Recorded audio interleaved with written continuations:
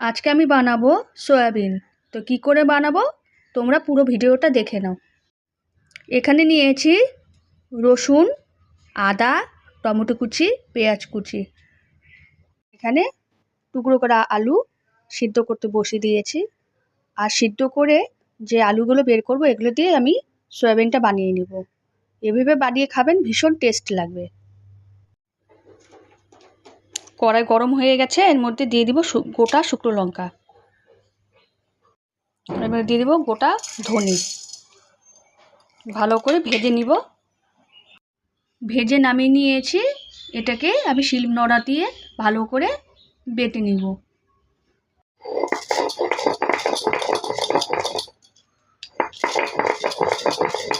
আমি পুরো রান্নাটাই পুরো বাটা মশলা দিয়ে করব। আর বাটা মশলা রান্নাটা খেতে খুব ভালো লাগে। আমি আজকে মিক্সির কোনো কিছু মশলা ইউজ করব না।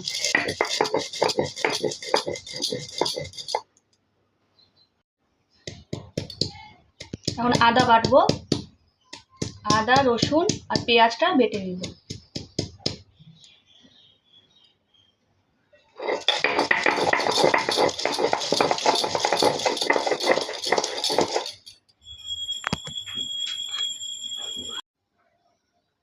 দেখুন মশলা বাটা হয়ে গেছে। এখন বানাবো ভাত। তো ভাতের চালটা এখন ধুয়ে নিয়ে আসবো। ভাত বসিয়ে দিলাম। দেখো আলুগুলোকে সিদ্ধ করে রেখেছি, সাথে সয়াবিনও সিদ্ধ হয়ে গেছে।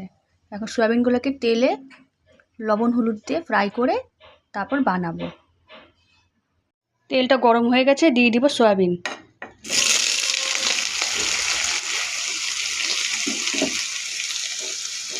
সামান্য পরিমাণে নুন, সামান্য পরিমাণে হলুদ।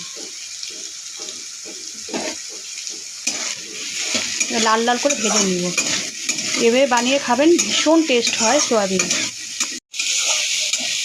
ভাজা হয়ে গেছে, এখন নামিয়ে নিব। কড়াই তেলটা গরম হয়ে গেছে, এখন দিয়ে দিব তেজপাতা, পেঁয়াজ। ভাজা হয়েছে, এখন দিয়ে দেবো কুচনো টমেটো, পরিমতো নুন। টমেটোগুলো আর পেঁয়াজগুলো পুরো গলে গেছে, এখন দিয়ে দিব আদা, রসুন আর পেঁয়াজের পেস্ট। দিয়ে দিব পরিমতো হলুদ।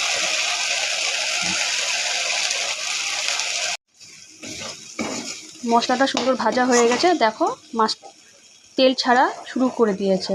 এখানে সামান্য পরিমাণ জল অ্যাড করব। এখন এখানে ভেজে রাখা মশলাগুলো অ্যাড করব।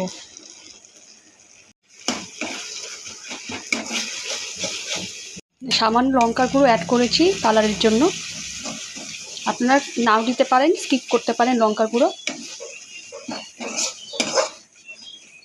দিব সেদ্ধ করা আলুগুলো, দিয়ে দেবো ভেজে রাখা সয়াবিন। এবং সব একসঙ্গে মশলা দিয়ে কষিয়ে নেব।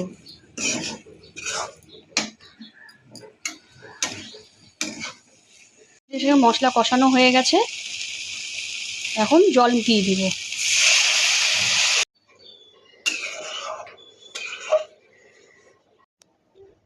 এখন দিয়ে দিব গরম মশলার গুঁড়ো।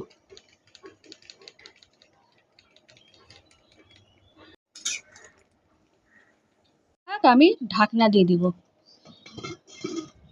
Soybean ready.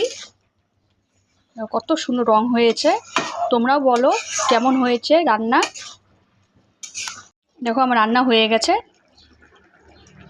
আলুগুলো সুন্দর গলে গেছে। এইভাবে বানিয়ে নেবেন সয়াবিন।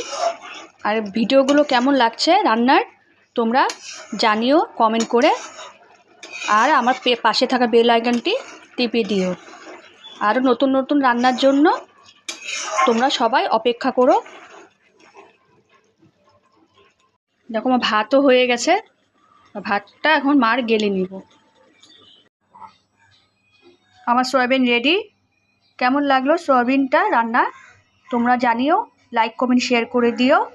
আর কমেন্ট করো কেমন হয়েছে। তোমরাও কি করে বানাবে আমাকে একটু কমেন্ট করে জানিও, তাহলে তোমাদের রান্না কি করে বানাচ্ছ সেটা আমি আমার পদ্ধতিতে তুলে ধরবো।